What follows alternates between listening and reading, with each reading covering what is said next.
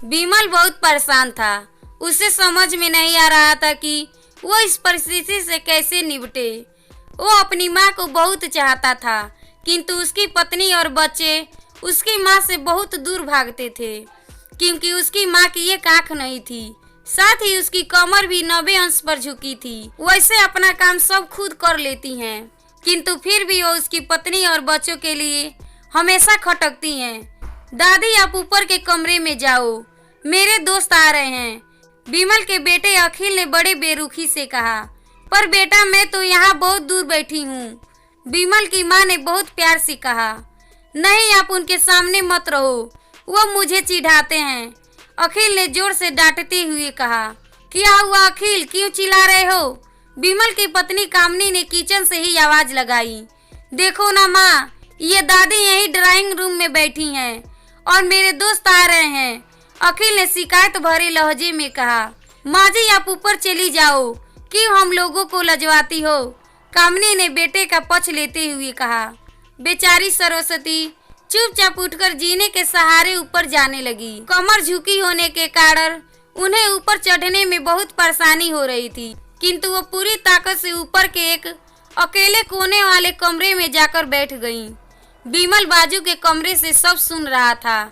उसे कष्ट हो रहा था कि उसकी माँ को अपमानित होना पड़ रहा है, किंतु वो असहाय था।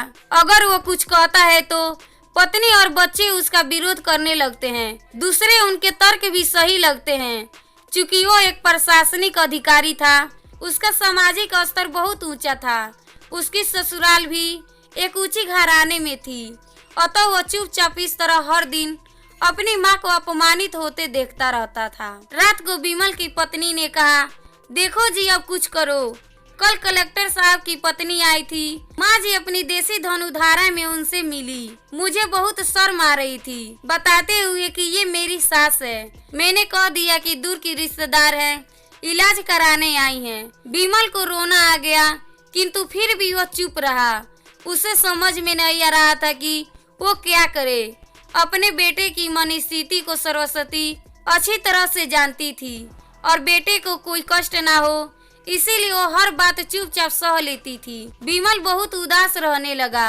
एक तरफ परिवार और सामाजिक स्तर पर जीने की प्रतिबद्धता थी, तो दूसरी ओर माँ। आखिर माँ से अपने बेटे की यह हालत नहीं देखी गई। एक दिन उसने अपने बेटे से कहा, विमल, बहुत दिन हो गए, मैं अपने गांव जाना चाहती हूँ, मुझे वहाँ पहुँचा दो। मेरा यहाँ मन नहीं लग रहा। किंतु माँ, वहाँ तो कोई नहीं है, तुम्हारी देखभाल कौन करेगा? विमल ने आश्चर्य से पूछा। अरे सब गांव वाले तो हैं, और वो तुम्हारे मामा जी तो उसी गांव में रहते हैं, और फिर हम सारी व्यवस्थाएं कर आएंगे ना। कामनी को तो जैसे मन की मुराद मिल गई हो।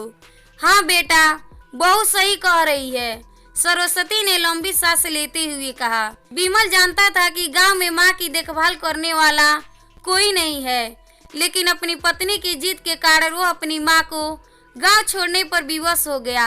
माँ को गांव छोड़कर आते वक्त उसे रोना आ रहा था तथा अपनी बेवसी पर गुस्सा भी आ रहा था, किंतु परिवार, पत्नी और समाज ने उसके इन मनोभावों को दबा दिया और वो सुकून सा महसूस करने लगा। कुछ दिनों के बाद उसके चाचा, जो अमेरिका में रहते थे, आने वाले थे। जब विमल बहुत छोटा था, उसके पिता जीवित थे तब वो भारत आए थे, और उसके बाद वो अब भारत आने वाले थे। पूरा परिवार और आस पड़ोस बहुत उत्साही था। अमेरिका से विमल के डॉक्टर चाचा आ रहे थे। डॉक्टर रमेश ने जैसे ही घर में कदम रखा, सबने मिलकर बहुत उत्साह से उनका स्वागत किया। क्यों विमल, भाभी नहीं दिख रही, कहाँ है? डॉक्टर रमेश ने उत्सुकता पूर्वक पूछा। जी, वो गांव में रहती हैं, यहाँ उनका मन नहीं लगा, कामनी ने सपाट लहजे में उत्तर दिया। डॉक्टर रमेश ने विमल की ओर देखा तो विमल ने अपनी आंखें झुका ली। डॉक्टर रमेश सब समझ गए। बोले, कल हम भाभी से मिलने गांव चलेंगे सब लोग। दूसरे दिन सभी लोग गांव के घर में पहुंचे। देखा कि सरस्वती को बहुत तेज बुखार है और वो पलंग पर असहाय पड़ी हैं। डॉक्टर रमेश दौड़कर सरस्वती के पास गए, उनके पैर छूकर रोने लगे। सरस्वती की यह हालत उनकी कल्पना से परे थी। वाह बेटा विमल, तूने तो नाम उजागर कर दिया। अपनी माँ की यह हालत देखकर तुझे तो शर्म भी नहीं आ रही होगी। डॉक्टर रमेश ने विमल को लगभग डांटते हुए कहा। नहीं देवर जी, विमल का कोई दोष नहीं है, मैं खुद गांव आई थी। सरस्वती ने बेटे का बचाव किया। मुझे सब पता चल गया भाभी, आप चुप रहो। क्यों बहू, तुम्हें अपनी सास की कुरूपता पसंद नहीं है? समाज में तुम्हें नीचा देखना पड़ता है ना? डॉक्टर रमेश ने कामनी की ओर व्यंग से देखा। कामनी निरुत्तर होकर विमल को देखने लगी। आज तुम जिस सामाजिक स्तर पर हो वो इन्हीं के संघर्षों की देन है। और बेटा विमल, तब छत से नीचे गिरने के कारण तुम्हारी एक आंख फूट गई थी और तुम्हारी रीढ़ की हड्डी में भी समस्या थी। तो तुम्हारी इस कुरूप माँ ने अपनी एक आंख और अपना बोन मेरो तुम्हें देकर इतना सुंदर स्वरूप दिया था। कामनी बेटा, इतने सालों तक संघर्ष करके बेटे को प्रशासनिक अधिकारी बनाने वाली इस संघर्षशील औरत की तुम लोगों ने यह दशा कर दी। तुम्हें ईश्वर कभी माफ नहीं करेगा। डॉक्टर रमेश की आंखों से अश्रु जलधारा बह रही थी। अब भाभी, आप मेरे साथ अमेरिका जाएंगी, यहाँ इन स्वार्थी लोगों के बीच नहीं रहेंगी। डॉक्टर रमेश ने सरस्वती से कहा। विमल को तो काटो तो खून नहीं था। डॉक्टर रमेश जो उसके चाचा, उन्होंने जो राज बताया, उसके बाद तो विमल को यही लग रहा था कि उससे ज्यादा पापी इंसान इस दुनिया में कोई और है ही नहीं। वह दौड़ता गया और माँ सरस्वती के कदमों में लिपट गया। माँ, मेरा अपराध अक्षम्य है। मैं जानबूझकर चुप्पी साधे रहा, आपका अपमान करवाता रहा। अब सिर्फ आप ही उस घर में मेरे साथ रहेंगी और कोई नहीं। विमल ने अग्नेय दृष्टि से अपनी पत्नी और बच्चों को देखा।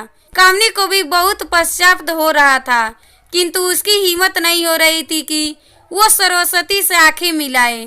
सरस्वती ने कामनी की मन स्थिति को समझकर उसको चुप कराते हुए अपने पास बुलाया और विमल को डांटते हुए कहा, खबरदार, जो मेरी बहू को मुझसे अलग करने की कोशिश की तो तुझे ही घर से बाहर निकाल दूंगी।